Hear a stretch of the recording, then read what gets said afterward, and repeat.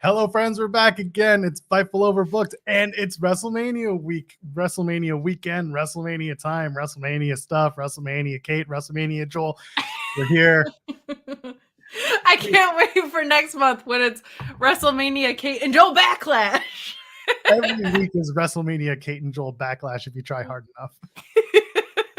If you follow us on socials, it's very clearly Backlash every single day. It's true. I'm going to change my handle to @MissKateFave Backlash and That's perfect. @Joel Pro Backlash. That's commitment to the bit. Who needs the real names on Twitter? Just use Backlash at the end of it. @Fightful Backlash. That's us now. That's right. Kate, how are you feeling? It's been so tired.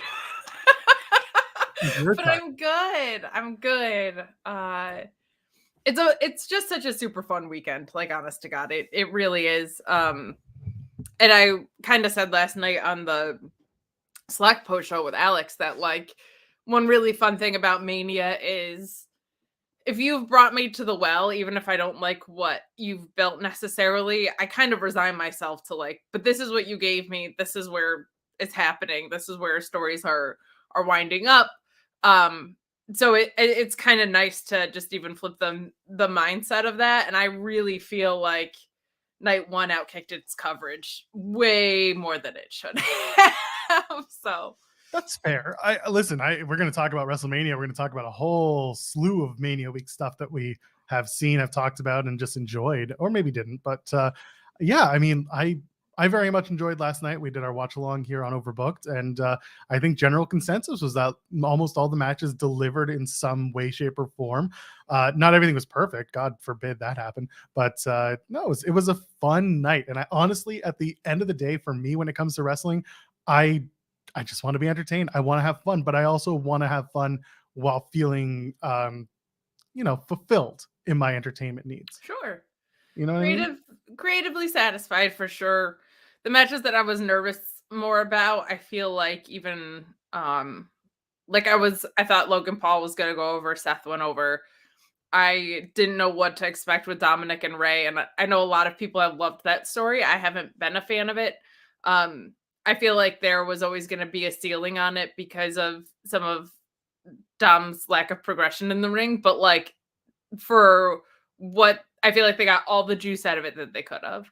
So that's what I really, really like to see, of just like, did you do the most that you could have with what you were given? And I feel like, I mean, the last two matches especially really, really, really were just unbelievably special. And Kate's a big fan of Miz and Pat McAfee. Yeah, the last two matches. You know what? I'll be honest though, and I'm sure we'll go through the card, so I won't like delve too much into specifics. But the device of saying you issued an open challenge when you didn't, I think, is actually really, really clever. Like I love that. Like, oh well, I issued this open challenge and nobody responded anyway, and then it was like you didn't even issue an open challenge. I thought was a really actually like pretty clever little idea that I don't think we've seen before. Yeah, it was a lot of fun. There was a lot of really fun moments last night. Like even in that same segment, having Snoop just be like, I'll be back. You're cool. Don't worry. You got this. You're good. And Miz just like, I don't want to do this. What are we doing? It was just a fun WrestleMania night one. And while we're here, if you want to have fun with us, go ahead, toss a thumbs up on the video. You can leave a comment if you're watching after the fact here on Overbooked, and subscribe to Fightful Overbooked if you haven't already, because one day we will grow up and be bigger than the main channel. It's true. It's true. The pillars of Fightful here at Overbooked are going to take over everything. We build the future stars. That young upstart Will Washington got his start here doing Day After Dynamite on this channel. Those Tag Talk ladies, Haley and Kylie, they got their start. They're still here. And in fact, we called one of them up for a Supercard of Honor post show. She absolutely killed it, by the way. I am not shocked at all. Kylie's great. Yeah, I don't know. You're the one steering the ship, so I'll let you go. But if you want to talk night one first, if you want to start with Supercard, if you want to delve all the way back to Monday, which feels like a lifetime ago. Oh, no, we're sticking to like stuff. Mania weekend. Yeah, we're probably going to talk about. We'll talk Supercard. We'll probably talk a little Stand and Deliver. We'll do Mania Night 1. Your super chats also can fuel the conversation. If you go ahead, support us here at Fightful Overbooked, because that gets all the people I mentioned, minus Will Washington, because he's on the main feed all the time now. That gets our people here at Overbooked paid. So let's get them paid by going over and donating a super chat here at youtube.com/Fightful Overbooked. And our Discord's free because everybody loves free 99. So George Kittle showed up, and someone right away was just like, "What'd you think? He had a clothesline on the Miz. Was it the best?" That was the best. Was it the best clothesline I've ever seen? Yes. Not the best clothesline I've ever seen, but that was fun. Like, this was going to be. I'm not like a huge celeb involvement fan, but this one was going to be in Los Angeles, and I feel like the ways they used celebrities were pretty good in this. I was pleasantly surprised by that. I was kind of surprised that like you had Snoop and Miz, and like Snoop wasn't on it a ton. Like I thought even the hosting gimmick was actually pretty well executed. They weren't like it wasn't overkill on the show. So that was refreshing to see, but not the world's best clothesline, but not the worst. All right. Yeah, listen, I think a lot of people are sitting here pretty content with where things were from last night, and now we got to do tonight. We got to do night 2, and we'll give our predictions maybe at the end of tonight. I'm trying to pull up my Supercard results because sure. I'll just, while you're doing that too, say like night 1 was the one I was more worried about. Like last year, I felt like night 1 kicked night 2's ass. This year, I was a little bit more worried that night 1 felt a lot lighter. Yeah, Cresta rules. She's the best. I gotta get on a stream with her. I gotta save her from streaming with you every week. No, I'm just kidding. No, she's so awesome though. I'm really, there's so much more that I'm excited about on tonight's card, just from the fact that like I'm really interested to see what Bianca and Asuka do tonight. That tag or the IC title triple threat is like, that's what I've been eyeing kind of this whole build to Mania. So night 1 being pretty damn good, I think is very promising for what we're going to get out of night 2. So I'm excited. We said that last year, by the way. Night 1 was better than night 2, and then night 2 was not that great. But I think this year it's a little different because there's supposedly someone different steering the ship. Although if you ask certain outlets, that other person from last year and years past was also around the ship's hull in the command center, wearing the headset and not telling people when an iceberg was right ahead. We talked about this a little bit. I think it's inevitable that if you're trying to sell a company, the creative is going to be influenced by that. I don't think maybe Vince is, looking at the day-to-day, but like if you're trying to sell a company, you're going to want titles on certain people's to make that feel like something that's appealing. When you're going to WrestleMania in LA, you're going to be inviting certain people. You're going to want certain things to happen. My only like overarching complaint about yesterday was the way that the sponsorships were integrated. The double mascot overkill made me want to puke. Like the Cinnamon Toast Crunch one. I love it. First of all, I know this joke has been made a million times, but I said it too. You want to have a fight between father and son, you put a children's cereal behind it and just let them beat each other's ass in the name of children's cereal. It was Cinnamon Toast Crunch emoji cereal too, I think. It was like emojis. Cinemojis. I was so stoked. I thought they were going to do a thing with Miz. I thought the Cinemojis were going to do like a we kick Miz's ass in the backstage area in this 100%. thing. But no, instead it was like, nah, Snoop will be here and he's probably going to do something next. But it was good. I like the Cinemojis. The TurboTax stuff is just hilarious to me. Like I tweeted out at the end of the night, I was like, new tag team champions, do your taxes. It was heavy-handed, Joel. It's the colors of the TurboTax.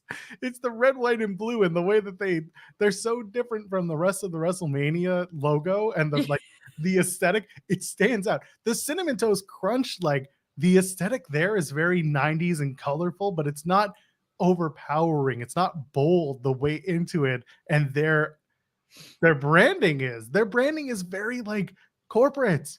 Cinnamon Toast Crunch is very playful, and WrestleMania is a little more playful. So watching the Intuit like smack you in the face every time someone gets decked in the face themselves, that's jarring. But Cinnamon Toast Crunch is fine. I don't know. You're telling me that the story here is like a dad who's been desperately trying not to beat his kid's ass, and then like he has no point but to fight his son, and you send out the mascot after Ray's entrance?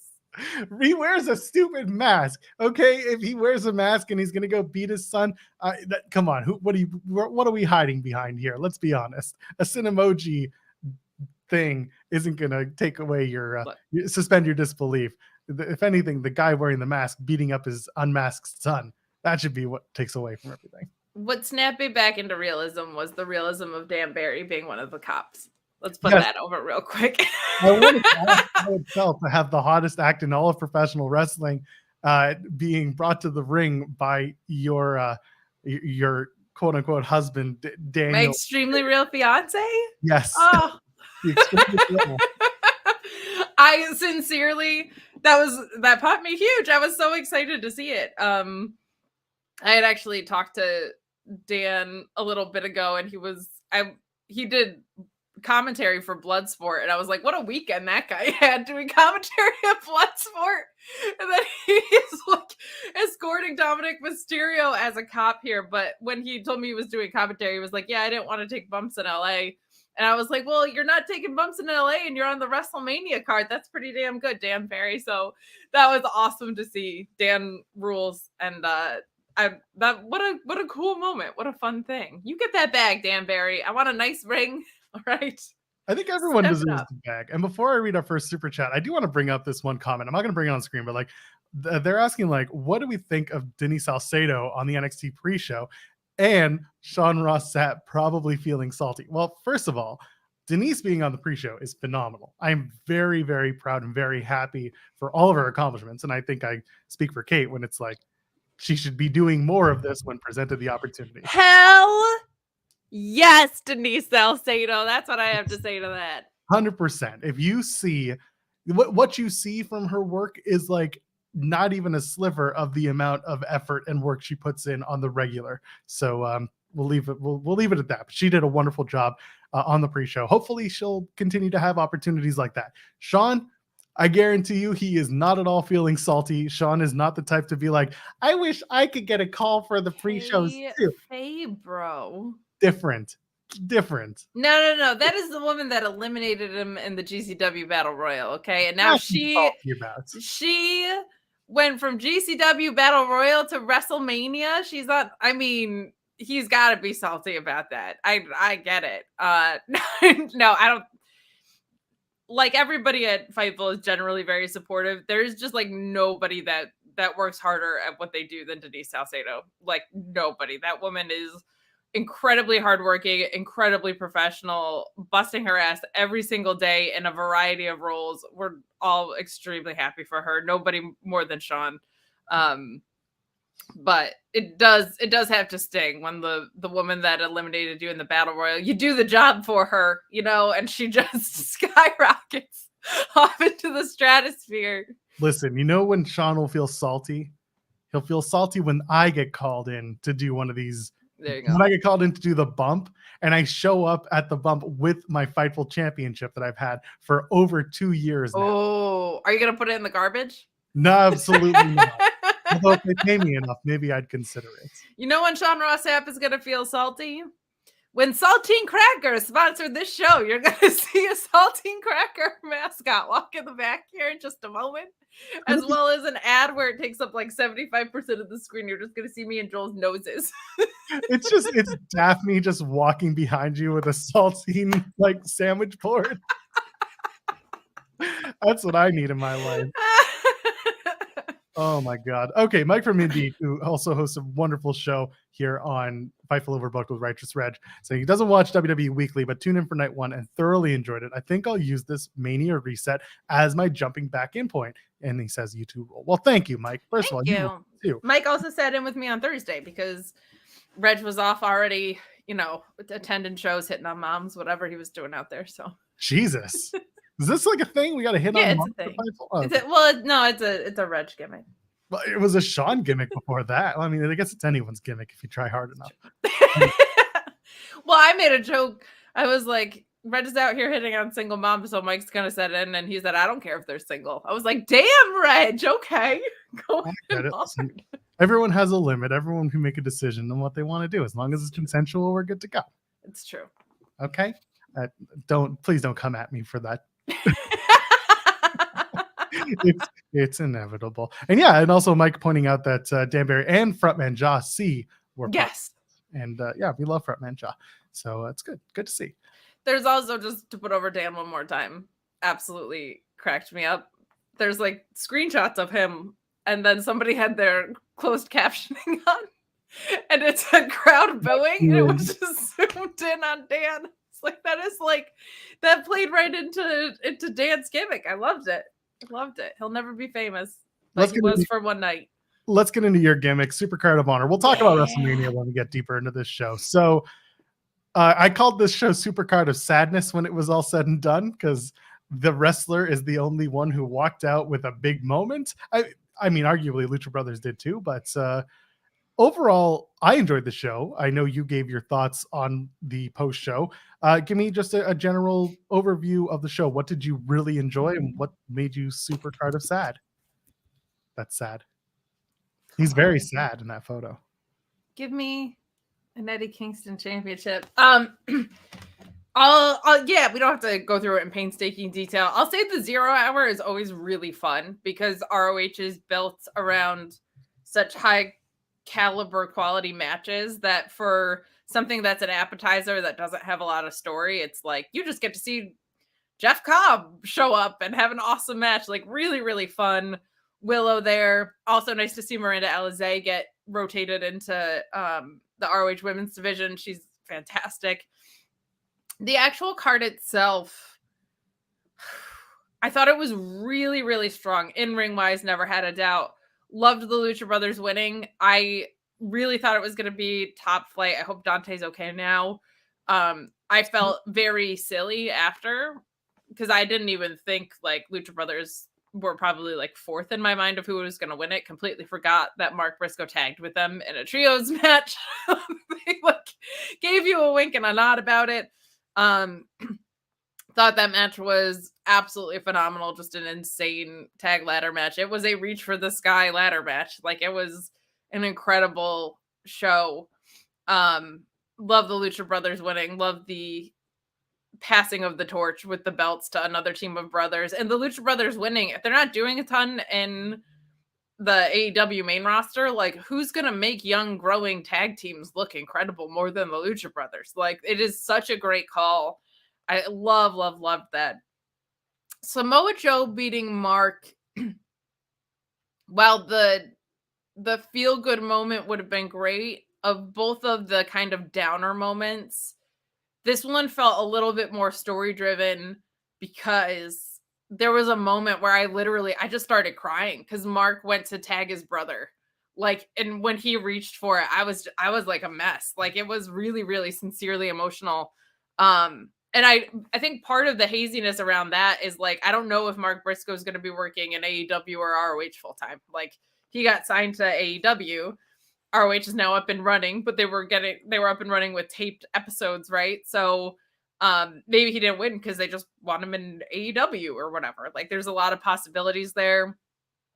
Eddie not winning versus Claudio felt like you could very easily argue they were both swings and misses, but that felt like a real swing and a miss. Because of a few things. One, Eddie Kingston quit AEW to come here, right? Number two, the story really felt like it called for it, and that this was Eddie Kingston acting differently now. And what I really liked about Eddie Kingston, like pointing back to the title, it was nothing like Jeremy Lambert. Like if Jeremy Lambert were here right now, like the peace of mind I would give him, because he's trash. Oh my God, he's here. So, say his name and he appears. You're basically Joe Hendry, Jeremy. How are you? What do you guys want to talk about? Can you drop a verse to California? No, don't do it. Not here. I was gonna say, can you bust out a little Tupac for us? Y'all know me. Still the same OG, but I've been low key, headed on by most these with no cheese. There you go. Good Killing stuff. it. Killing the game. Hi, Jeremy. Dr. Dre. You know, we had Tupac, we had Snoop. I'll throw some Dre in there for I everybody. love it. Good stuff. How are you? Hi, I'm tired. So Me tired. too. How are you guys holding up? Pretty okay. Today is a busy day, but the whole week's been busy. So light at the end of the tunnel, right? Because once we get past Monday, it'll be a little bit lighter, and then hopefully things start to let up until It's so not a light at the end of the tunnel because it all just begins again tomorrow, Yeah. Joel. No, Exactly. no, it doesn't. I don't know what you're talking about. Nothing starts tomorrow. When Jay White shows up on Raw tomorrow night, like that's gonna be absolutely insane. Kota Ibushi is gonna show up as well, which I don't think enough people are talking about. That Ibushi is just gonna show up and dance atop the ECW arena like Kamano Wanalea. Leo's gonna be there. Katsuyori Shibata is going to show up with the pure title and toss it in the trash and say, "The only pure wrestling is World Wrestling Entertainment," and then that'll be the jump. Could you imagine a Shibata versus Austin Theory match? I'm all for it. I don't know. I want Shibata versus Cody Rhodes is what I need. No, Shibata doesn't want that smoke. He doesn't want that smoke at all. The man's brain was out on the table. He'll be fine. Yeah, true. You guys want to talk about fucking vegetables? Absolutely, yes. You want to talk about Cinnamon Toast Crunch? Oh, that was a good spot. Bless the Cinnamon Toast Crunch people. They got a mascot out there and everything. I actually just rewatched Ray's entrance. What a fantastic entrance. It was a great show last night. It was a great show last night. It was really strong. Put it over too. Vicky loved the entrance. Vicky Guerrero was putting over the Rey Mysterio entrance and putting Eddie up on the screen for when they played the Los Guerreros theme. I think that was really good. I imagine maybe she didn't need to sign off on it. I'm sure she supported it either way because she's always been supportive of the Mysterio family and everything they've done with Eddie's name. But I imagine Ray at least had to message, be like, "Hey, we're thinking about doing this," and Vicky was probably like, "Yes, of course, go for it." I don't know that for certain, but Ray seems like the type of person that would certainly do that once this idea was concocted. Judging by the induction from Conan, it seems like Rey Mysterio will call you if you trip and fall on the ice. He just seems like that kind of guy, and that's a good thing. I'm not saying that in a negative way. He seems very much he seems like that kind of person.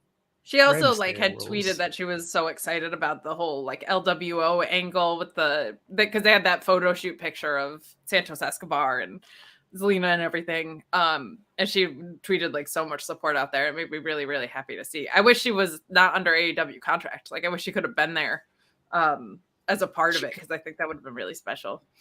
She could have showed up, right? She should have just. Her contract ends in July. What are they going to do? Fire? Yeah, that's a good point. Could have just showed up. Forget it. True. Just take the hit on that one. Paul's got the money. Just throw it at Tony.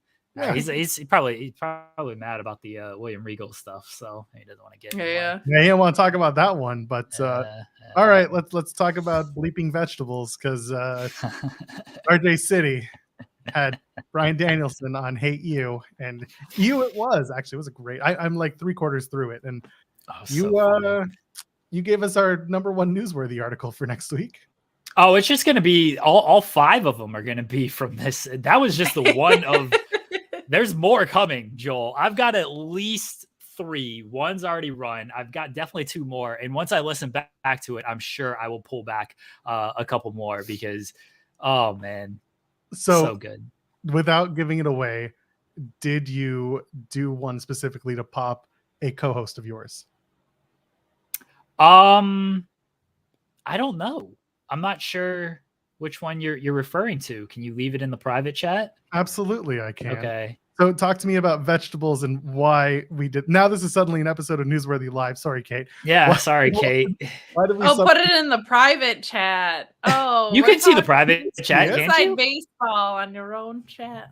You can see the private chat. You act like you don't have access to this. You got inside jokes. Oh yeah. Who's my co-host that likes that? SP3 hates, I think.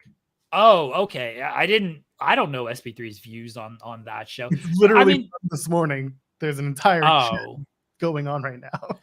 Joel, I've listened to about 3 Roman Reigns interviews, more Rhea Ripley, more Sami and Kevin. I don't have time to keep up what's going on Twitter. I've been DMing with RJ City about this interview as well. If you want me to peel back the curtain really, really far here, me and RJ City are having productive discussions about me potentially being the next guest on Hate You. So just everybody get ready for that one. It's not true. Can he send you a t-shirt? Like, just why haven't you had a t-shirt yet? He's interviewing Bryan Danielson. He's gonna interview you.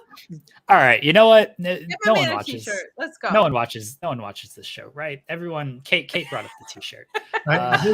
Hold on, before you say something you might regret, let's not forget that we are typically the #1 viewed show on this channel recently. Yeah, I'm views. Don't forget that. Yeah, that's true. You are. So okay, watch yourself. No. It's nothing bad. Okay, no one watches this show. Go ahead. Yeah. So I did have a message with RJ City, and I apologized, and I was like, first off, I praised him for the interview, and then I apologized. I was like, sorry, you're going to see that Danielson image a lot on your timeline this week because I just got a lot of articles. And he's like, as long as Sean gives me some ad sale money from this, and I wanted to message back, can you get me a t-shirt? Like, can you just get me a t-shirt? Get this man a t-shirt. So many people are going to start money. This fella. People are going to start tweeting RJ City and being like, "Give Jeremy the t-shirts." No, I didn't message him that. No, don't want to do that. Now I feel bad. Can we edit this? No, never. We're live, pal. Get in trouble. Sorry, RJ. RJ's great. Jeremy, what were your highlights from night 1 of WrestleMania? I listened to Enzo Amore talk about his MLW contract during night 1 of WrestleMania. That was fantastic. Drew McIntyre did not talk about his contract. Was I supposed to watch the show? I'm sorry. I just listen to interviews all day. I don't actually watch wrestling. It's whatever your experience is. Right. Nah, the main event was great, right? Like that ruled. That was absolutely fantastic. Legitimately everything on the show last night I thought was good to great to peak professional wrestling, including what was peak professional wrestling in the worst possible way of Jonathan Cena brings out Make-A-Wish kids and he loses to Austin Theory. What are we doing? I tweeted this, but for those who don't follow me on Twitter, please don't. The kids got to watch John Cena's entrance last night and they went to bed. The first thing they asked me this morning was did John Cena win? No, he didn't. Wait, they brought out those kids and they had him lose? Yes, that's what they did. Those kids, their wish was to see John Cena win and he lost? Yes, that's what happened last night. These kids were so upset. I was working and they come into the room and they're just like, are you writing about how terrible WWE is for their decision to have John Cena lose? I was like, no, not this particular article. I'm actually writing about a man who might fuck vegetables right now, but I'll get to John Cena losing here in a second. That was the conversation I had with my kids. I can't believe they had John Cena lose. I can. I love that he does the drive-by Make-A-Wish. Those kids are so excited. They were all sequestered into a room where they showed them a different Cena match where he wins, and then they let them out after the match just to be like, look, John Cena won, and everyone else is just like, all right, what's next? There's a stadium of definitely exactly 80,000 people plus. Yeah, exactly. 80,000. That were booing. No, that was weird. Into rooms. They put the Make-A-Wish kids into a specific room with proper sound protection, and they played John Cena versus Rusev from WrestleMania 31. And they're like, who's that big guy with the tank? They're like, don't worry about it. Bad call to do that. John Cena gave great energy during this match too of, hey kids, if you've been told you're about to lose and you can't change this, don't even bother trying. I bless John Cena for giving that energy. Respect. Don't even bother trying if you're told that you're going to fail. Exactly. It kind of lines up with what they did in NXT, where it was Roxanne Perez was going to be in this title match to overcome her anxiety, and then she lost. That is a whole other can of worms. Great ladder match. That outcome was just Shawn Michaels being like, "Oh, the internet thinks they know, huh?" Wrestling. At least tonight we get the great Cody Rhodes becoming the undisputed WWE Universal Champion. Are you excited? Is everybody excited for this? I don't know your thoughts on this, Kate. Are you excited for Cody Devontae Rhodes winning the title and dethroning Roman Reigns? I'm more excited for what's to come than I am actually for. I'm excited for the bloodline to be finished up. I haven't been like as bought into the build, but I'm very excited to have like Cody Rhodes be a champion, to have a babyface champion because we haven't had it in 3 years. I kind of felt like too much of this build was like my dad. Like it was a lot of daddy issues. And my dad. And I felt like it was really weird that they had him enter at 30 at the Rumble. Like it felt so kind of it felt like it cheapened it for me. I thought the actual segments between him and Roman were great. I thought Heyman worked his ass off to make this work, but for me it kind of feels like I would rather Speaking of, we gotta catch this man dancing here. Let's go. Look at How's this, it going, man. everybody? How's it going, everyone? Who's ready? And the Weekender's right here. Oh, you don't need no Weekender today. Probably not until like Tuesday or Wednesday or something. I gotta do a lot of catching up. Don't you? Adrenaline. Jensen's here. Oh, let's He'll go. watch Cody and have a beer. I don't know. What's Yeah. up, my guy? I will. Oh yeah. Before Jensen goes on an absolute tirade about everything that's going to happen tonight, which I'm looking forward to, I do want to say this. I am a big fan within this build of these two not touching throughout the whole thing. Like that is a Cody channeling his daddy and being like, we're going to do this old school, and Paul's just like, yes, we are. And Roman's like, why wouldn't we touch? I think it's adorable. You think that was a Cody choice, and it's just Roman not coming to work. No, it's 100%. It's 100% a Cody being like, Dad would have wanted it this way. Yeah. And Paul. It wasn't that Roman was on 2 weeks of this build. They could have done something on Friday where he spears Cody out of his boots and is just like, you'll never win these titles. And Cody's just like, oh, my ribs, I'm going to win. Nah, Joel, Cody. I Cody ain't taking no L's. No L's. None. Cody Rhodes he beat during Solo this build. Sikoa. Look, I respect your opinions on Cody Rhodes, but I don't know why I would listen to you when we have certified Cody Rhodes expert Steven Jensen here to talk about this. I just wanted to get it out there before he goes on his thing. Go for it. Oh, sorry. I'm just tweeting out that I'm on this thing, so more people can listen you. about Cody. Yeah. You're welcome. You got Church of Joshi, and now you got Church of Cody today. There you go. Oh man, so this is a big day, everybody. It's a very big day. I've been waiting for this for a very long time. Everybody filter in. Everybody who needs to hear more about Cody. What have y'all talked about so far on the show? Everyone liked night one of WrestleMania. I thought does it really matter? Does it matter, Jensen? Like it doesn't. It doesn't. Okay, here we go. Do you want me to go on a full on? All right. So give us the goods, man. Let's go. All right, let's go. I'm gonna give you a little background into my mindset today. All right. I'm gonna get real here as well. All right. Here we go. It's going to start off very somber, but we're going to build. We're going to build here. Story time with Steven Jensen, baby. All right. May 22nd, 2002, my mother, Penny Jensen, passed away from breast cancer on my 14th birthday. That's a true story. That really actually happened. Fast forward a few months, I joined my high school wrestling team because I need to do something to get my mind off what's going on in my life because going through some hard times. The captain of that high school wrestling team was someone named Cody Rhodes. A guy 2 years older than me. A guy I was able to look up to, a guy my friends look up to, and a guy I got to watch win multiple state championships in high school wrestling. Fast forward to his WWE time, OVW, I follow all of that. I'm in college. Me and my buddies from the high school wrestling team, we're living together now in college. We're watching Cody. We're following his OVW run. We're on his MySpace, listening to his My Lady Peace background music on his MySpace page. We're listening to Saliva on his MySpace page, and we're sitting there watching and waiting. We're hearing about Sean Spears and his tag team and him becoming a Grand Slam champion in OVW.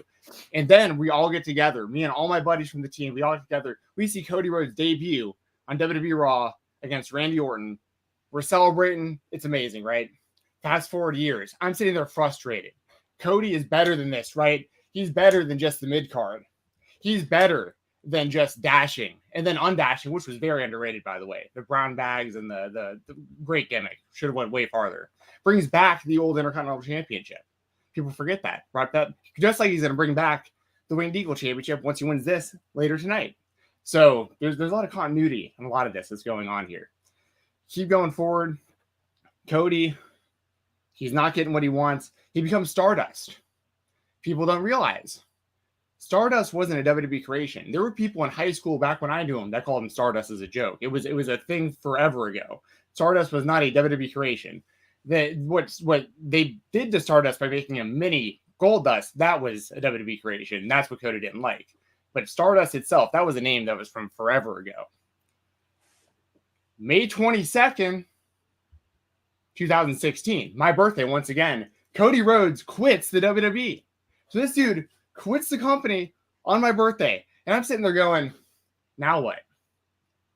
Now what? Because Cody was like one of my biggest reasons I was still watching wrestling. And he had never had an indie run. People forget that. Just straight OVW right into WWE. Never had a run in the indies. So I don't know what this is going to look like. Are the fans gonna take to him?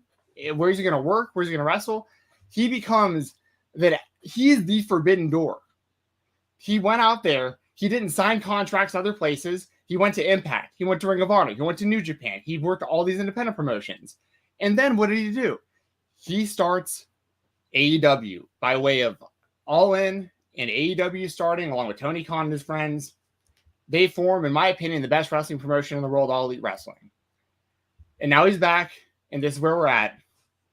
This dude is about to win a championship belt that his dad never won, who I got to meet multiple times. For people who don't know, Dusty Rhodes was at all of Cody's matches growing up. He was right there. And something else people need to know about Dusty Rhodes is this dude was just like every other parent. He was cooking up hot dogs at concessions with our parents. He was pulling ticket stubs with other parents. He was just like everyone else, just wanted to be just like everyone else's dad, even though he was a god in our area. Everybody knows who Dusty Rhodes is, especially in Atlanta, Georgia. So he would bring people like Diamond Dallas Page to our matches. He would bring people like, we'd have all these WCW people around. I got to witness him versus Xavier Woods in high school. By the way, I have VHS tapes that I'm going to start going through. I'm going to get a converter soon. I might be able to find some really sweet Cody Rhodes wrestling matches that y'all have never seen before. I got to watch this guy train in our wrestling annex in high school, dropping knees on people. And me and my buddy is sitting there as sophomores and freshmen in high school going, this guy's going to be the WWE champion one day. So I've been waiting for 20 years for this dude to accomplish what he's about to accomplish tonight. If this doesn't happen, I'm never watching WWE product ever again for the rest of my life. It's over. It's done with. But this is, as a Minnesota Vikings fan who never gets to win Super Bowls, as somebody who never gets to win anything ever, it really feels like, Cody Rhodes tonight, this is a giant win for me. It's a giant win for his family. He gets to finally fulfill this destiny that he's honestly been out to set for his entire life. Like, this is bigger than wrestling. This is bigger than WWE and championships. This is huge for me as a wrestling fan. This is wrestling peaking for me after 30 plus years. This is the biggest moment for me as a wrestling fan tonight. So that's why I came on here, because I am very, very excited for tonight. How do you guys feel? Do y'all who out there in the chat's actually going, Roman Reigns is going to get 1,000 days? It's all about the 1,000 days for Roman Reigns. It ain't happening. Cody's winning the title tonight. It is happening tonight. Jeremy's the one.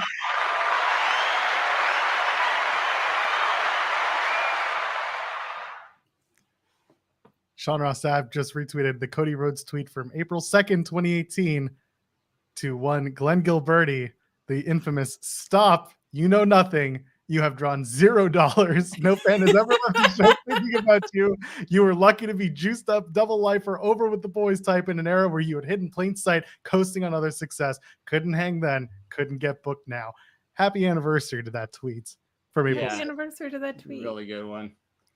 Cody, Jeremy, you're still sitting there with your one up in there. There's something about this dude's family, Jeremy, man. So I swear, I don't get it. So Jeremy just where's okay. You're not gonna bury my wife here. No, because I feel like we're on the same page now. She's got to be rooting for Cody tonight. Like the Sami thing's the Sami thing, but we got to be over that by now. Look at what he did last night. Sami got his moment. It happened. Okay, now we're on to Cody. I acknowledge my tribal chief, and I think he should win, and he should never lose this championship because this run has been fantastic. His interviews are better than what Cody does. When I don't know if anybody watched the Ariel Helwani interview, but when Helwani was like, Montreal, this is a special night, Roman's like, not for you. Sorry about that. Roman is the best. This man should never, ever lose. I cannot wait for him to blow Cody a kiss. You can't wait for him to blow Cody? Yeah. Someone clipped that. It got weird. I was trying to make that clippable. You're welcome. Can't wait for him to send Cody a kiss. Can't wait for him to talk that shit in the ring. It's gonna be fantastic. I don't want Roman tonight, Reigns Jensen. to lose. You finish the story. Yeah. All right. You don't extend it to 1,000 days. You finish the story. It's not extended until Saudi Arabia for a fake milestone. Night 1 happened the way it did. It's going to affect night 2 of the main event, which I think is awesome. Like, that's actually something that is underrated, is if you're going to have a 2-night WrestleMania, to have the events of night 1's main event affect night 2, I think is a really healthy call. Tonight is Jensen's night, and also a little bit Cody Rhodes' night, but it's Jensen's night tonight. Listen, I feel like I'm Randy Marsh preparing for Stan's Little League baseball games right now. Like I'm gonna fight somebody in the stands. Yeah. Who are you fighting in the stands? No. Like this is like I'm competing tonight. I had to wake up this morning and put a bunch of eggs into a cup and then scramble them and drink a beer this morning to get ready. Who is the bat dad that's gonna fight Steven Jensen? Oh, they're out there, dude. You know who they are? The bat dads of the world are the Uncle Howdy marks that flood the comments and everything that I do. Those are the. But LA Knights. I have a real LA question Knight for you. also, yeah. I can't believe you hate LA Knight. Just that's a very great comment. Listen, I think LA Knight, like he was Andre Battle Royal SmackDown before Mania, right? Mm-hmm. Yep. All right. Everybody have a question. Steven Jensen's DMs with LA Knight gifs right now. Yeah. I got a real question for you, Jensen, because we're probably not going to talk about it on Thursday when we do the big victory lap. How did you feel about Cody rapping California Love as the go home promo? Because I legitimately think this is up there with all-time great go home segments. Yeah, I mean, what do you think I thought about it? It ruled. I didn't know we were shooting, cowboy. Yeah, Cody, man. Yeah, he's. What? I mean, no, this was so good. No, when I think of great go home segments, it's Austin Beer Bash, Austin and Rock Cheers, Daniel Bryan, Bryan Danielson beating up all members of Evolution, CM Punk taking out The Undertaker. That was a great segment. That was good. And Cody Rhodes being out on bail, fresh out of jail, California dreaming. Soon as he steps on the scene, hearing Hoochie screaming. Yeah, all-time great awesome. Go home moments. It was awesome. It really was. All I can think about is the that like album cover thing from years ago, where it was like him with like Brandy in the background and stuff. The makers say, that's like all I could think about. That's all the Public Enemies pod jumped on that one right away. Oh, did they? That's funny. This man rules so much. Cody Rhodes does. I'm doing a bit with the Roman thing. I do like Roman as well. Cody Rhodes rules so much with how much he just wants to like pop himself and get his shit in. Very relatable. Love it. Absolutely love it. Drew with the super chat. Thank you, Drew. All of this to Jensen, please. That was amazing. Please join us on the watch along for the main event if you can. I want to see your reaction. Jensen, I know you didn't you say you had some friends coming for the show? Yeah, well, actually, one of my friends got COVID, so he won't be coming. Oh. But I know my brother's coming, and probably another friend or two. But either way, I think either. I mean, I don't care if I'm watching this by myself. I mean, it'd probably be better if I watch it by myself, honestly, because this is gonna be crying either way. And don't gloss past the whole all this to Jensen, please. That's $20 to. It ain't your Jensen show, and pal. Never heard of it. Yeah, Just because you're in the big window doesn't mean it's the pay window, So okay? 20 bucks. Thank you, Drew. I have a tip jar on my Twitter as well. Oh, there you go. I'm But sorry your friend got COVID, but I'm glad that you're gonna get COVID. Oh, thank you. That was Because it's I like contagious, that. my friend. That's no. What do you mean? That's. But I already like Kate like a lot, but that's mega bonus points on that. Jesus. Yeah, that was awesome. Oh, Something else I need to bring up, and this is like not to get too sappy, but I know y'all are talking about a babyface champion again with Cody before I came on here, which I think is important because Roman has been incredible in his role, and like I've never not said like nothing I'm saying about all this pro Cody stuff is anti-Roman at all. It's just at a certain point the stars align and you're 3 years into a title run and like someone's got to do it and you've passed up on the Sami thing. So it's like, if not Cody, you're really screwed. Like, because who else and who do you build to this kind of point again, so on and so forth. Plus Cody's just the right guy for a lot of reasons. And a big part of it is that whole babyface champion thing, because it's been a long time since they've had that. And really to the level they wanted at, they haven't had like their Hogan or like their Cena level guy as a babyface in a long time. And Cody is like their real opportunity, I think, to do that. Not just because of like his actual in-ring skill and his like ability on the show and everything, but he's a genuinely good human being. Like I can honestly definitively say this, like by knowing him and knowing those around him. I'm close to the Nightmare Factory or in family, whatever you want to call it. Like when I do indie shows around here and stuff, like I know a lot of people that are Cody Rhodes adjacent. There's a lot of really good people that he's around and that he helps. And it's one of those things where like in wrestling, it sucks getting attached to people often because you find out, about them over time. Stuff happening this weekend, as a matter of fact, to people I looked up to for a very long time. And you're like, but I know Cody, I know Cody isn't that guy and he never will be. Like I can honestly, definitively know, like he's someone kids can look up to. A WWE audience, for as much as we talk about wrestling to people as adults, like it's really way more about, for the WWE, the kids, like having that role model and the kids that want to go to the shows and bring their family to the shows and sell all those tickets and become fans for life, hopefully at like a young age. And a massive part of that is having someone you can really look up to as a kid. And I think Cody Rhodes is like a really, really good role model and example. In all honesty, like for kids, like he's a really good person. So I think that's a big part of it too. And I think that's a big part of it when they brought him back. I mean, it all goes together. You don't just choose this guy to, like, they have been very methodical, so methodical, in fact, that they had to go outside of their own company to find the guy to beat Roman to do all this with.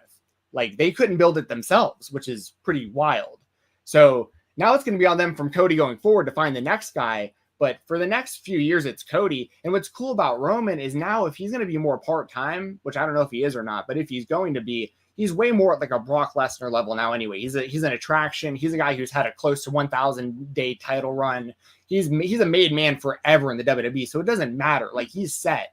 If The Rock ever wants to come back, you can always do The Rock versus Roman, and it's always going to draw money. Like you have, and look at this stuff that Cody can do as champion. All these people he's never wrestled before. So, but the human being thing, I think, needs to really be stressed, because I know people will take their jabs at him and stuff, and there's certain things about him that I'm sure make him unlikable to people, and not everyone's going to be for everyone. I get all that, but this dude got booed out of his own damn company, which is insane to me, and it's really good to see people actually accepting him. And I know, once again, he's a good human being. He's a good role model for these kids. So, once upon a time, Roman Reigns said, "I do what I'm told and hope to get rich." I think he had that prophecy come fulfilled. And now Cody is going around the media and saying, I want to be WWE champion because my dad never did it. So everybody wins in this case is how I'm seeing it. And if you want to get Roman to 1,000 days, the only way that you make it work is you go to Saudi Arabia and he does King of the Ring, and he says, I'm going to win King of the Ring, but I'm going to defend my title against everyone, and I'm going to be the King of the Ring. And that's how you do 1,000 days. But then he drops the title in the final to the King of the Ring and world champion, and that's an awful idea. So just have Cody win the title tonight. Yeah. Jensen, I agree. Jensen, you mentioned the kids, and Cody's got to do it for the kids and everything. Didn't you learn last night? Who gives a shit about the kids? The Make-A-Wish kids were out there, and John Cena lost. Who cares what the kids want? Sure, bracelet real quick here. You know, who cares? When you have a top heel, a heel at the top of their game, like a Roman Reigns, like an Austin Theory, when you have the present of the business like Roman Reigns, when you have the future of the business like Austin Theory, doesn't matter what the kids want. You put all your investment in that. You put all your investment into 2 generational talents, Roman Reigns and Austin Theory. Okay, I thought we were going to talk more about this whole like Cena losing after coming out with the kids. That was one up. You put one up and you put A-Town down. That's the present. That's the future, baby. Are you trying to insinuate that Austin Theory is going to... And then you go middle finger to the kids. Oh, that's... You trying to say Austin Theory is going to lead the bloodline? Is that where we're going? Yeah. Wait, what? Great. I saw someone out there... a ref. Aren't you a believer now? Fucking no. I love seeing all the people on Twitter with all their like theories too of all this. So I've seen people out there that are like, that think Cody is gonna like align with Paul Heyman and stuff. And I'm like, why would you think that that's gonna happen? Shout out to PW Torch callers, because that's all they want to talk about on the SmackDown. Really? I will That's actually. So funny. I will pose this question to the group, because the show has just gone off the rails with Jensen's. Like, I'm more invested in Cody Rhodes than I've ever been because of Jensen, not because of creative. I'll pose a question to you guys. What is next for Paul Heyman? I think you could do something really fun with Solo Sikoa. I also feel like a Paul Heyman run with Julius Creed is what I would personally do. I feel like Julius Creed could be, Pulowski said it. He was like, Julius Creed is the closest thing I've seen in ring to early Brock Lesnar in his, like, not obviously in stature, but like explosiveness and speed and strength. It's ridiculous. He's not the best on the mic. NXT doesn't give you the best stuff on the mic, so maybe it's not that fair of a test, but I feel like you could have Paul Heyman actually make a new star if you don't like Curtis Axel that shit. Okay, hear me out. Paul Heyman manages Karrion Kross. Well, no. So Joel's wrong. Jeremy, what do you think is next for Paul Heyman? All right, this is a legitimate answer, by the way. I'm not going to troll for once. Jesus. Yeah, I know. What did I do? Are you okay? I don't know. No, because I have a legitimate, I have an actual thought on this and not a trolling thought. A kind of sort of trolling thought would be like, hey, it'd be cool to see Paul Heyman with like Chad Gable, because I really like Chad Gable, and like I think that'd be a good pairing. Here is like a thing that I could literally like actually envision Paul Heyman kind of doing. And that's Paul. Everyone wants to do like, oh, future, like build the next star and everything. Like, so Draw says Creeds, Braun, Solo. Like, okay, yeah, that's like future kind of people. Heyman rarely attaches himself to like future people. Lesnar was the exception. And then everyone just like thought that, but like, look at the other successes of Heyman. CM Punk already very established. Roman Reigns, not established at this character, but still very established, like in the company and as the face of the company, right? You know where Paul Heyman like really hasn't gone to the female side. Who's the most established female? Charlotte Flair. Ronda Rousey. Paul Heyman, Charlotte Flair. A legitimate idea of Paul Heyman, Charlotte Flair, because I don't know if this is what he wants to do. We know history, Flair family, all this kind of stuff. But like, if you want to throw him over on the female side, I think Charlotte Flair makes some sense of like, you can actually build her into, she wants stories, right? She doesn't just want title after title after title, sure. But like putting Paul Heyman with her is I think a good story. Well, am I going to like freak out over it? No, but it's something different. So that's my legitimate, what should Paul Heyman do answer. I like that. And actually, to Joel's point, I think they had a huge opportunity to do that when Ronda Rousey came in. Yeah, that would have made so much sense. But now I feel like they missed We're the boat. talking about that as yeah, I was definitely one of the people talking about that at that time. but I think that ship has sailed. Like I agree. Like it maybe should have happened, but I think that ship's Now it's completely. is it completely though? Because again, look at Roman Reigns. So many years later, we just did it. It took 8 years, and now we've got Roman and Paul, and it worked. Could it work? But with like don't- Ronda and Shayna Baszler as a tag team with Paul Heyman. You know what I mean? Like that just feels goes weird. away because just like hot potato, the hot potato tag team championships down in NXT in the women's division, it's the same up on the main roster. The tag team championships mean nothing. You raise a good point. Paul Heyman and Roxanne Perez. There it is. Yeah. Yeah, let's go.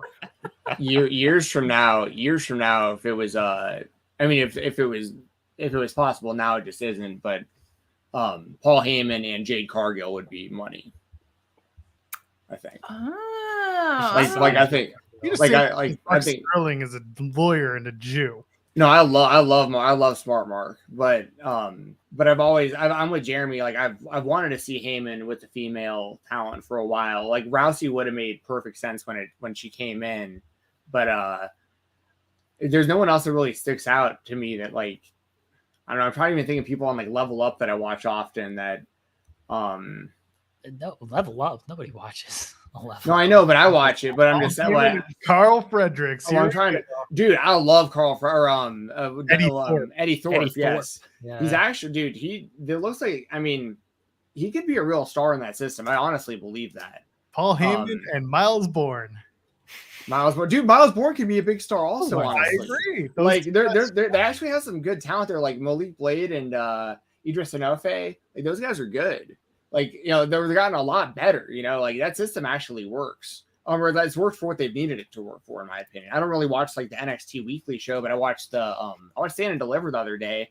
Like it was good, like Carmelo Hayes. I liked him as Christian Casanova. Like he looks like he's gotten a lot better even since then. Like Braun Breaker looks about the same though. That's a little concerning. What do they do with Braun Breaker? He's like getting called up probably? I'm guessing that's what's about to happen. But it's gonna be a pretty big sink or swim, right? I mean, like he doesn't seem like he's that. He seems like okay to me. I don't know. Like gets his dad in line is what he needs to do. Well, that's a whole other thing. But that's also not his fault either. Like I can't blame him for what his dad's saying. So but I'm still gonna call out Rick Steiner for that's fine. Oh no, that's fine. Yeah, no, the Giselle Shaw stuff is like that's there's no. I agree about that for sure, but I can't lump Braun into that if he has nothing to do with that. But his actual matches, like I feel like I don't know, like I also haven't seen a whole lot of him, so but I know there was a lot of hype around him. He looks okay, but he doesn't look that much better than like when I was first started seeing him. It feels like so. He got like in this really unfortunate booking cycle that I think affected his in-ring. Like the stuff that they did, he did some really good stuff with Ziggler, and then they threw him into that Joe Gacy storyline, and that was terrible. And like, all I'm saying is that when I kidnapped his dad, I should have been you should have. That was nice.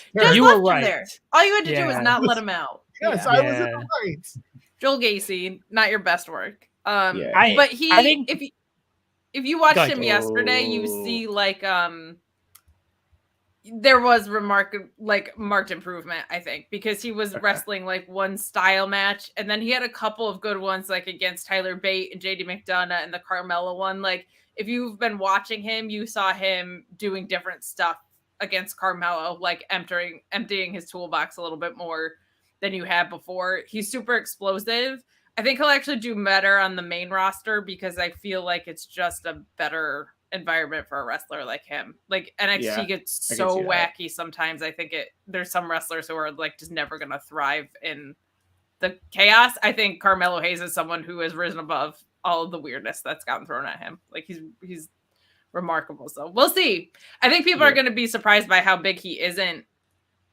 Like he's a really big dude in NXT, but he's like 5'10". When he goes up to the main roster, he's not going to look like this big imposing beast. So I think that's going to be a little bit of a perspective change for people. Like Drake Williams is pretty good too. Like I've seen a lot of him in Level Up. Like I've actually watched more of him in the WWE system than I've seen Carmelo Hayes in the WWE system, which is kind of crazy. I've seen more of Carmelo Hayes overall because of like pre-WWE, but Like I like because Trick's pretty big and he can move around pretty well. And he's getting better too.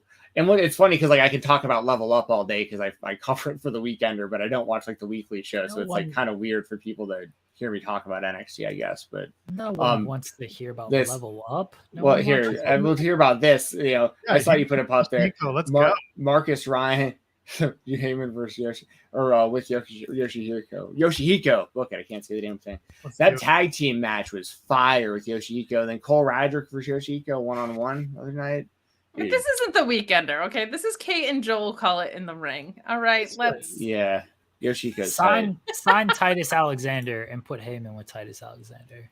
Ooh, I like that. You know who's great on NXT? Once again, great pre-WWE, but I love seeing, given all the circumstances, how well this dude's doing. Wesley, like that is great to see. Yes. Like, yeah, he is killing it in the ring. I loved his entrance with like they make him seem like a big deal. They make him seem like a big deal with that title belt, and dude, with like he was gonna come in with all three rascals, and like that didn't happen, and then Carter's out, and then it's like what's gonna happen, and then like it's really good to see because that guy's awesome. Like that guy could be big money for the WWE long term. I think. Who I think is great? Rascals are doing well. They're running their own show. Yeah, for sure. But I'm just saying, like, there was clearly different plans for Wesley and NXT than like what's currently happening. Like they had to pivot big time, and it was going to be a big sink or swim, and he's done awesome. It looks like, so I'm really happy to see that. Yeah, I think this Cody Rhodes kid is pretty awesome. What do you think, Jensen? Yeah, I mean, y'all know my thoughts on Cody. I'll go on a gigantic victory lap on Thursday. You just wait until you see this thumbnail that I have Gisberto working on for this show. Oh, wonderful. I have such a wonderful. I have a grand surprise for you with this thumbnail. Thank you. Might have other surprises. I don't know. Thursday's a way away. Might have a major announcement. Yeah. A lot of surprises. So. Yeah, a lot of huge announcements, huge surprises. Yeah. I get it. Okay, here's the big question tonight. Do we see KSI versus Bobby Lashley? Bobby Lashley. Have you? That wasn't me. That wasn't me. KSI called out Bobby Lashley on socials. I'm just. Oh, did he? Yeah. I'm not talking about that here. Dickhead. Yeah. Hey, listen, like y'all don't want to.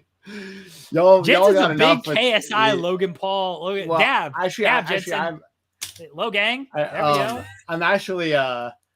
I'm actually not a big KSI fan. Oh. Logang though, yeah, I'm a Maverick. You're a fan of that genre. Can we talk about how Logan Paul and KSI did an entire side story on Logan Paul's YouTube channel going into this match at WrestleMania about KSI's involvement in Prime? Like this became a whole shtick that they just played out through WrestleMania, and people are not aware of this. Rightfully good. It's stupid. I was surprised they weren't able to get Jake though, unless maybe he's gonna be there tonight. But I can't imagine he has anything better going on today. That They kind of looked at Jake and said, "Oh, he lost the match, so we probably have to put him on ice for a little while." Oh, it was a good fight. Have you run into Logan at Dave & Buster's? No, I haven't. I've met him in person once before though, but never at a Dave & Buster's. No, never at Dave. I respect him for shouting out Dave & Buster's last night thow. That was Dave & Buster's, damn it. Yeah, he loves fake money, so it makes sense. Like you got crypto scam. Yeah, I mean, you can use your Crypto Zoo hatched eggs to buy power cards. And then, there you go. He's got a lot of money on his power cards. He's saving up for a drone, he said. Oh, which y'all pay all those taxes in Puerto Rico, Yeah, Dink Doink. You remember that one? Dink Doink, you're my favorite. Why do you? Okay, first of all, this is why Intuit and TurboTax got into the WrestleMania game so that they could give the wrestlers a year off from doing their taxes. Logan Paul is fine. He doesn't have to worry about doing his taxes for the next 365 days. It's good. Yeah, there you go. Yeah. Do your taxes. Listen, I'm very aware of Logan Paul's history. And currently because he's currently involved with some of the stuff you're referencing right now. He's still battling it. But the thing is, like, on screen for what he's doing on television in the WWE, it's incredibly impressive. It really is. Like, his actual in-ring ability and like the matches he's have been really, really good. So I'm just go to sleep and didn't go for a pin yesterday, Jensen. He went to the top rope for a frog splash. Well, it's because it's an amateur move. Like, he wanted to go for like a real, like a cool pro wrestling move to like really put an emphasis on it, you know. Like, he hit the best. He hit one of the best ones. He hit outside of Kenta. He hit the best one I've seen, probably. Was that Jerry? You know what? That's an insult to Zoe Stark, not CM Punk. Did she do the move? I don't. Yeah, she has a really good one. I'm gonna jump off here in a second, but I gotta ask one question because I feel like we've buried the lead this entire show, even over Steven Jensen and his great Cody Rhodes story. So I'm no longer gonna bury the lead. Kate, how proud of you that your husband made it to WrestleMania. We talked about that before you got on. Oh, sorry. Oh, I was not here. Lambert, watch the product. I was not here. Oh. No, I sincerely, I popped huge for it. It was so much fun. I was telling Joel before, I texted him a while back. We were just talking and he was doing commentary for Bloodsport. And I was like, oh, that's awesome. Like, I sincerely think Dan would be really good on commentary.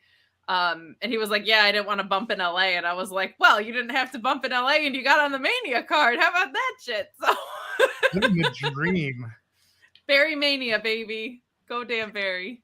Here for it. That entrance ruled so much. The Ray entrance is great. The Dominic entrance, that was honestly right out there for me. That was so good. I want to know why he went back to jail though. I feel like we need to get that story. The Dominic entrance, like, do y'all ever see the movie The New Guy back in the day? Because that's all I could think about. Yeah, like when he shows up to the new high school in the that was the scene out of The New Guy. It was like him rolling up in the correctional thing. I thought, dude, that was great. The whole shout out Conan. What an incredible induction speech for Ray. Like, honestly, it's great. Seriously, that induction, like, I get reasons to dislike a lot of the people and like the wrestling atmosphere and stuff for like wrestling takes on. Dude, when someone does something great, like, I'm gonna recognize it. Like Conan, hell yeah. I want that dude inducting me. Like, you know what, that dude speaking at my funeral, like that, like, as I'm like going into like my grave, like have Conan being the one like talking about my accomplishments. That was awesome.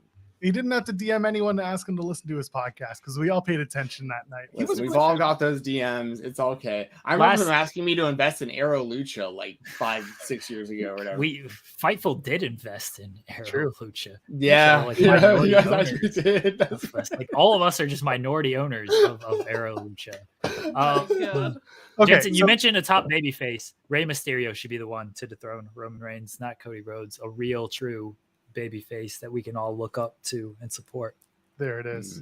Okay, I agree, but Ray's awesome. You got to make a young star, and Rey Mysterio. Let's just go through night 2. Give me your predictions, and I think then we'll get out of here. Okay, so sorry, I ruined y'all's show. Sorry about that. No, it's fine. No, this is more awesome. fun. Anything to not have to talk directly to Kate for an extended. Oh my god, you guys saved me from Joel Pearl. I owe you. That's why I came here. I saw your bat signal tweet, Kate. Thank you. Thank you, Real Lesnar and Omos opens the show tonight. So Jensen, who the fuck cares? Oh no! Oh whoa! No! Oh, this heat. What? Jensen's a big Homo sapien. What did you just say? Big Homo sapien, Steven Jensen. Yo. I just want to know what Brock Lesnar weighs, and they couldn't give me that in a weigh-in segment. Listen, the entire reason this match is happening is it's the aesthetic of, like, remember when Brock Lesnar F5'd that Shark in like that SummerSlam promo? Absolutely, that was the Shark's kid, is Omos. Yeah, pretty much, exactly. So Omos, the whole thing's about the video. Everyone knows what this match is going to be, and we can all just agree with this and move on to the next prediction. Omos going to beat him up for a few minutes. Lesnar's not going to be able to suplex him. Eventually, Lesnar will be able to suplex him, and the whole thing is about that WrestleMania moment, that visual of him up on his shoulders with that 5, 1, 2, 3. So, and maybe we get like that big hurt business reunion or something after that. And Lashley saves him. That was Jeremy's idea on the spotlight this week. I thought it was a good idea. Jeremy, almost should win. Dude, I'd agree if he hadn't like already lost to Lashley and Strowman like before this. If he was undefeated going into this, I would actually put him over Brock. I'm not even lying. I got it. That's why he should win. You got to build him up. I think Brock is gonna win. I do have a sliver of doubt about that because if Brock is retiring, he would supposedly like be going out on his back. So if this is Brock's actual last match and this is the black wrestler that he puts over of everybody he's faced, I think that's gonna be something else. But I think this is gonna be 4 minutes and 3 of them are gonna be Omos beating him up, and then we're gonna get an F5 and that'll be it. Almost wins. He's the first challenger for Cody Rhodes. There it is. No, it's going to be Karrion Kross. What does Brock say?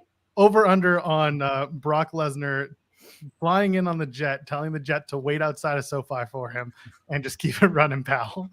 Yeah, oh yeah, he's in and out of there. Like 15 minutes round trip. Like he's not even 100%. changed at the arena. He's showing up in his gear. He's leaving in his gear. Sable's going to be waiting for him on the jet, just ready to go home. Kids are going to be like, "Daddy, what's for dinner?" He'll be like, "We'll stop at McDonald's on the way." And that's he'll be on the phone with Dana White on the plane ride home. That's it. Negotiating with the UFC. Yeah. Yeah, exactly. Women's tag showcase. A whole bunch of people who wins this match. Does anyone remember who's in this? Shotzi and Natty, Liv and Raquel. Ronda, they don't have a and division, Shayna. so it doesn't really Ronda and matter. Shayna. Chelsea and Sonya. There we I'm go. with Kate though. Like that's the real answer. They don't have a real division. No one really cares. But I personally like to see Shayna and Ronda win. But that's just because I like them. So just whatever. Chelsea and Sonya should win. They rule. Kate. It's got to be Ronda and Shayna to set up a match with Lita and Becky, right? Yes, I also wouldn't mind if Sonya and Chelsea won with help from Carmella showing up tonight, just to like give a push. That would be fun. I wish they just made these #1 contenders matches, but Yes. all right. Oh, I thought it was. Oh, is it? I guess Of technically it course isn't. you would think that. Yeah. No, it's a tag. Oh, it's a showcase. They're We're showcasing showcasing the their talent talents. here. That's Yeah. right. For the You Intercontinental- hater didn't. I'm sure you didn't like the men's showcase when it was announced, and that was one of the best matches on the show last night. Why are you So calling maybe me a you hater? shouldn't judge the match. I'm Wait, talking what? to all the haters out there. Oh, If you follow this oh. category, then yes, Oh, you you are mean- a hater. The men's one that they just created, but the women's had qualifying matches, but only 3 of the teams had to qualify. You mean those Listen, stakes? If you have yellow Even better gear and setup. have that much taint sweat, you deserve a match on the WrestleMania card. Oh, Okay. Sweat. Otis You was saw You sweating. saw it. Taint sweat. You jeez. saw it. I don't look for taint. Sweat. Oh, you Oh could. no. I saw it. I know exactly which one. He was wearing like yellow, right? Yeah, very. Yeah. I saw Big it. taint who- sweat guy over here. Who is? I legitimately do not know what you're Who is talking the about. whitest man in that match? In what White. match? Otis was Yeah. sweating. Otis had Oh. the sweaty taints going on. Couldn't miss I- it, Jeremy. He couldn't miss it. You know how I'm like you sorry get pissed that I sweat do when you not wear like a look for gray taint shirt? sweat That's like that. yeah. You couldn't miss it if you tried. No, dude, he was up on like the top or middle rope, like doing like a superplex or something, bent straight over. I know exactly what it was unmissable. I said something to the person I was watching with last night to my brother. I turned to him. I was like, oh damn, like I was unknown. Anyway, There's a lot of sweat. Anyway, who cares? Who even cares about that? But Jeremy, how do you miss that, bro? Come on, Sorry. man. I thought you were a fucking professional. Anyway, speaking of Absolutely taint not. sweat for the Intercontinental Championship, Gunther, Sheamus, and Drew McIntyre. What are we doing here, Steven Jensen? Sheamus. This is the only title he's never won, right? That's a big part of the story. So I think that's it. And then Gunther can go on to like world title level. They've already teased that with Gunther and Cody in the Royal Rumble, like being the last 2. That'll be a world title match at some point soon, I feel like. Shout out to the person in the chat who's like, I missed the sweat and I'm not going back to look. Yeah, thank you. I'll post Was it on the only social one? just for y'all. Sorry, CO, you're not a professional either. That's right, you're not.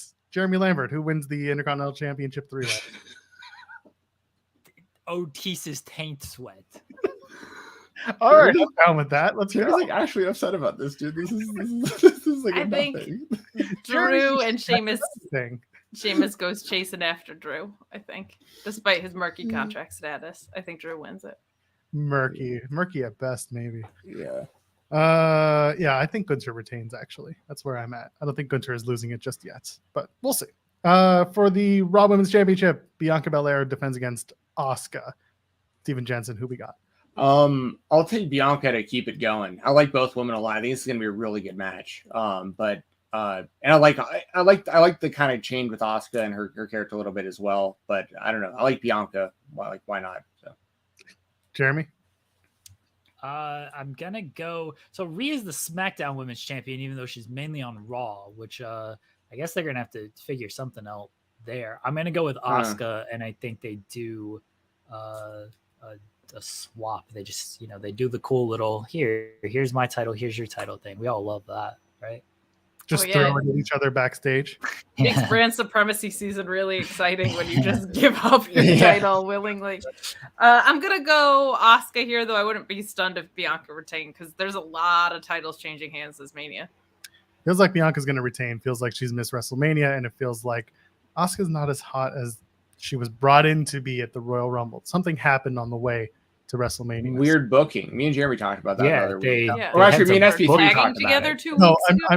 and I'm not. Listen, yes, weird booking is right. I was just trying to make a point that like something between now and then in the booking just kind of went by the wayside. Triple H realized he had to put her on TV and didn't know what to do.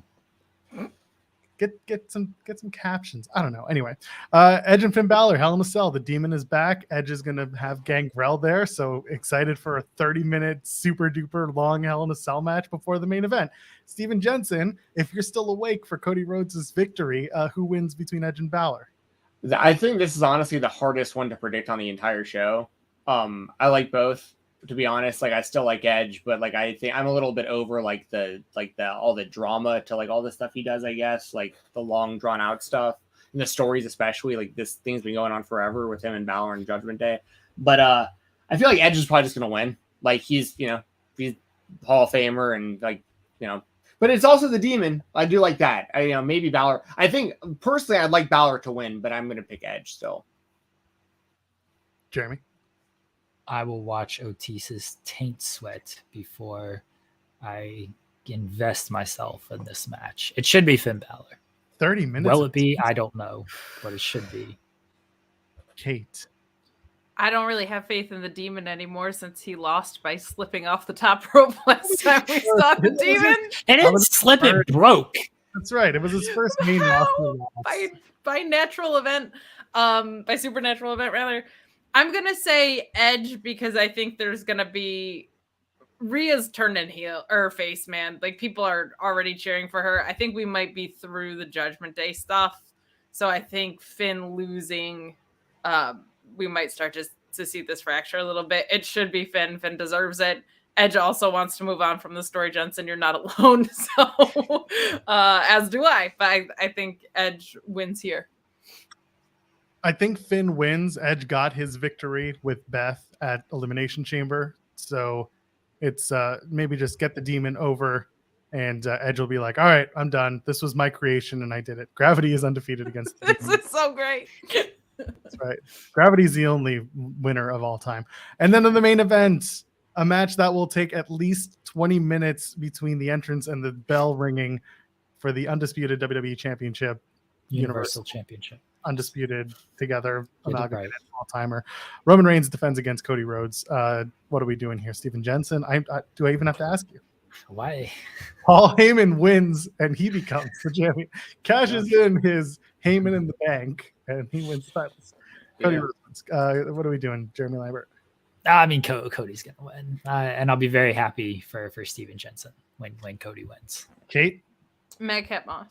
And how many, I know what you said, how many Cody Rhodes crossroads does it take for him to? At least three. At least three? Yeah. I mean, it only took one for Solo, but it took 3 for Gable. So what are we doing? It took 3 for Rollins also at Mania last year, I think. For some reason, I don't know what it is, that it took Gable 3, but it took Solo 1.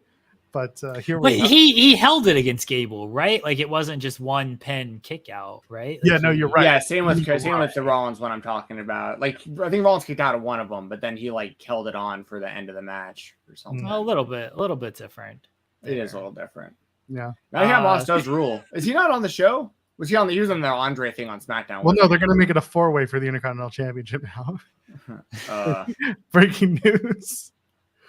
No, I think with the Crossroads, he's not going to need that at all. He's going to beat him with the final cuts or the bionic elbow. That's what he's gonna if he does the bionic elbow, I think that would be just perfect. I think he's gonna do it. He's gonna do it. He did. Yes. So in the Rollins, when he returned against Rollins at Mania last year, that was his whole thing, was like he hit it and then hit him with the crossroads, like that last one. Right, he like crossroads, picked him up, did his little thing, hit him with bionic elbow, everyone went nuts, and then he crossroads him again and pinned him. So that's what I think. Pedigree. He's gonna finally hit the pedigree. He already hit the pedigree. He did against Rollins, wasn't it? Yeah, at Hell in a Cell. Yeah. Finish the story. He's gonna hit it again. We're finishing. Yeah, I think he'll hit it again. Stories here. One-winged angel. What if he does the one-winged angel? It's gonna be a shoulder block that they call like the peck from heck or something. No, they'll call it the what do you want to talk about? So with the long so. All right. I was surprised last night that I shouldn't say surprised because I know why they probably don't want to do this move on screen, but like I really wanted Sami to hit the brain buster on the top rope, like on the top turnbuckle. I thought that would have been awesome. He's never hit it in the WWE before, but it's also one of those moves. Yeah, Ray. Close, on the ring apron. Yeah, right. Yeah, they didn't need any more turnbuckle stuff after Ray, because I was very worried about that man after that power bomb into the turnbuckle. That looked nasty. He should come out to California Love. Have him sting himself to the ring. No, it needs to be the hologram of Tupac coming out there. Cool. They can get Dre. Snoop's there. They can get Dre. So what do you think of Lil Uzi Vert showing up and doing random whatever happened? That was random. I wanted Kevin Owens to power bomb him like he did Machine Gun Kelly. That was cool. I actually made reference. I think Lil Uzi Vert is from Philly, and Kevin Hart is also from Philly, so it was kind of like shuffling till next year because of the Philly WrestleMania. So if that's the case, that'd be a little cute thing. But yeah, that was random. But I do hope they do some sort of like mashup, like for Cody's entrance, where it's got like his old theme songs before it hits his current one, because everyone misses like that. Whoa. Only smoking mirrors, like all that stuff, like because people haven't heard that in so long. Have you ever seen the footage of John Cena saying that?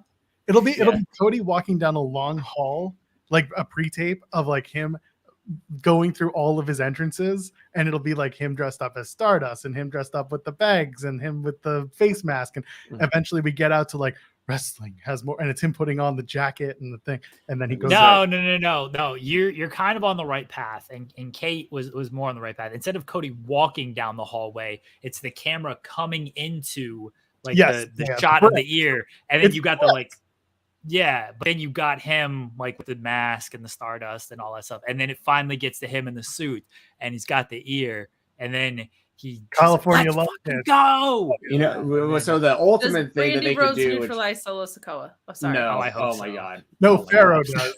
No. Here's Paul Heyman does his big, Roman Reigns fighting whatever, and then Brandy comes out. It ain't open mic night, bitch. And then that's how. That's all Heyman. If they won't do this, I don't think. But like, I think like kind of the coolest ending they could possibly have to something like this is if Cody wins. Obviously, there's gonna be a ton of pyro. It's gonna be insane. But then if there's a broken throne like on the top of the ramp, and he goes sits down in it.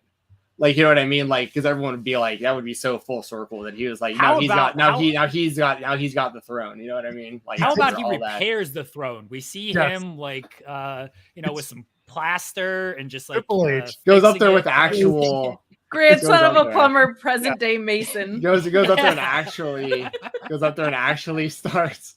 The show goes off the air with him actually doing like manual labor. Yeah, he's not paying attention to the crowd. The show's over.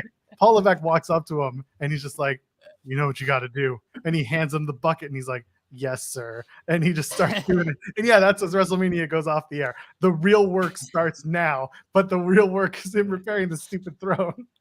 That'd be so funny. And then we pan at WrestleMania Raw the next night. Cody Rhodes just finishing work on the throne. At the press conference, because I assume he's going to be part of the press conference after he wins, Seth Rollins should come in. They should just get into a shoot fist fight. And that's how that's how we kick off next season. Is Seth Rollins and Cody Rhodes fist fight at the press conference. I said it on Twitter. I swear to God, Cody Rhodes is going to eat an entire box of every single version of Snickers out there and then polish it off with like a pint of Snickers ice cream. Just be like, guys, I haven't had sugar. I got some Snickers ice cream. Snickers, the white. Baby, Spindrift. bring me my Snickers ice cream, please. He's going to have Snickers muffins. Someone made him Snickers Snickers muffins, Snickers Spindrift. He's gonna go. I will eat Snickers ice cream on the spotlight this Thursday once Cody Rhodes wins in celebration of the great Cody Rhodes. Some nice 9:30 a.m. ice cream. Yeah, ice cream. Yeah. Hell yeah. I see nothing in this statement. Let's go home. Steven Jensen, tell them where they can find you. Fight Talk _ on Twitter. Plugs. Yeah. Their show. Yeah, I'm kidding. Stuck around for more than half. I think we got Fightful Select Weekender. It'll be up later sometime this week. I won't be able to record it today, obviously. But yeah, I'm excited. This is it. It's peaking. I've been watching wrestling for over 30 years, and this is it. It's happening. Jensen is going to give up on his Fightful. Oh my gosh! Tonight. He's gonna be like, "Oh, I'm done. I'm out. I'm out while I'm hot." I don't have a spoon to eat it with. You don't need it. What kind of service is this? Use your hands, buddy. What a gem! Jeremy's got some Snickers. Oh wow! Oh yeah! Wow! The respect just going in hands on this ice cream. Haven't had sugar in weeks. Good ice cream. Someone gets a Milky Way and they're like, wrestling has more than one royal ice cream bar thing. Ow. Candy. I use my hands. I mean, using your hands is pretty cool, though. It was pretty badass. Yeah, that was pretty what badass. Are we plugging? Yeah, Snickers. Plug your stuff. Snickers. Yeah, plug your ice cream. Yeah, plug your face with that Snickers ice cream by Briars, presented by Kim. Who's on this show? Tim, Joel, Kate, Steven Jensen, Who's myself. Tim? Presented by Snickers, Briars, ice cream, and the TurboTax Into It Cinnamon Toast Crunch show here on Fightful Overbooked. Don't follow me on Twitter. Follow Steven Jensen on Twitter at Fight Talk _.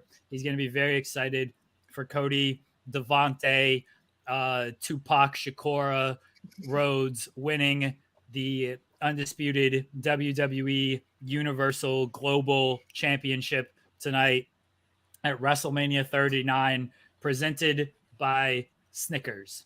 How's the Snickers? Give good. me your review. Is it good? Are they good as gold? So look at this. It's got like the little chunk. This is exactly what Cody's gonna do. Yeah, you see, look at all these chunks of. Well, because I remember like the last pay-per-view, Cody was actually drinking Mountain Dew Pitch Black, and he was like, "Guys, I'm not even kidding. This is good stuff." And I was like, "Cody, He's like, I know you like to lie, but like now's not the time." Cody Rhodes has never told a lie in his life. Who ironically bought that soda are the reason now we have Cinnamon Toast Crunch and TurboTax. Listen, Cinnamon Toast Crunch rules though. I'm not bearing Cinnamon Toast Crunch. It's no one's phenomenal cereal. I will Maybe not a top stand 10 slander of Cinnamon Toast Crunch here. No. Not my show. Bonafide top 10 cereal of all time. However, Cinnamon Toast Crunch so good you'll want to slap your kids. It's so good you want to beat your kids with a belt.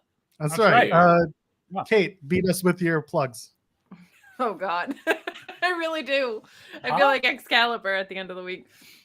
What am I doing? I'm behind the paywall for WrestleMania Night 2, Fightful Select post show with Alex Blowski.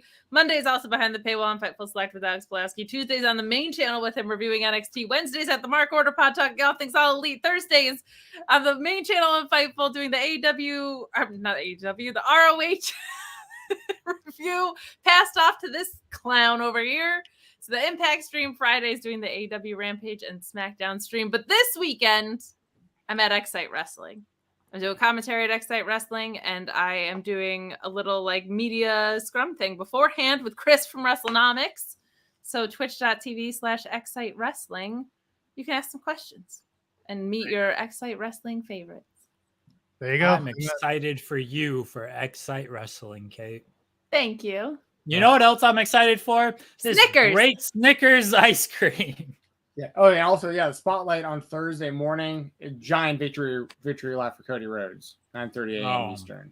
giant victory lap going down. I got to get more Snickers by then. I'm going to eat this whole thing right now. You had your time for plugs, guys. You Come on. send me some of that ice You're cream. It's real professional. good. It is really good. I'm not even. I'm gonna go I'm to a the big store fan of after the Snickers. No, I it's might go good. get some. They also, did you ever have the bars? The Snickers ice cream bars? Those are the best. Yeah. Those are the best. Yeah. Oh, they're so good. Yeah. Everything Snickers is good. Hey, I like listen, Snickers. they're not sponsoring us, so we gotta cut this shit out. Jared, We'll hide try 'em. it. Hide the Snickers. No. All right, fine. WrestleMania brought to you by Snickers. Night 2, we're doing a watch along tonight. If you're watching us live, if you're watching us after the fact, go watch the WrestleMania watch alongs while you're watching WrestleMania, because on its own, it's boring as fuck. But otherwise, here on Fightful Overbooked, we drop content every single day. Kate made reference to it. Myself and Cresta Star, we host the post-Impact Wrestling post show on Thursdays, usually around 10 p.m. or whenever we get around to it. Go watch a bunch of stuff that Fightful does because we're pretty good. A lot of interviews dropping. And finally, the run sheet with myself and Ella J. We drop that independently on your favorite podcast feeds. Just go search the run sheet every Wednesday night. It comes out. That's all I got. I'm Actual Pearl, JOELPEARL. Ladies, gentlemen, friends beyond the binary, enjoy WrestleMania Night 2, and we'll see you in the next one. Cheers. Yeah.